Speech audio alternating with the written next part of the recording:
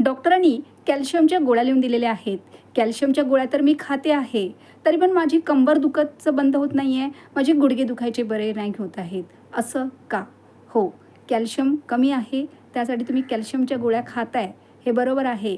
कॅल्शियमयुक्त आहार पण घेताय, हे सुद्धा एकदम बरोबर आहे. पण ते कॅल्शियम हाडापर्यंत पोहोचवण्यासाठी व्हिटॅमिन डीची गरज असते. हो, तुम्ही व्हिटॅमिन डीच्या गोळ्यासुद्धा डॉक्टर लिहून देतात. हप्त्यातून एकदा तुम्ही घेतही असाल.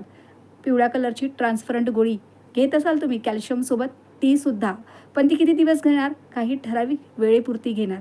पण तुम्हाला व्हिटॅमिन डी हवं असेल आणि तुमचं दुखणं बरं करायचं असेल, तर तुम्हाला कोवळ्या सूर्यकिरणात जो भाग दुखतोय तो भाग ओपन ठेवावा लागेल, सनस्क्रीन न लावता.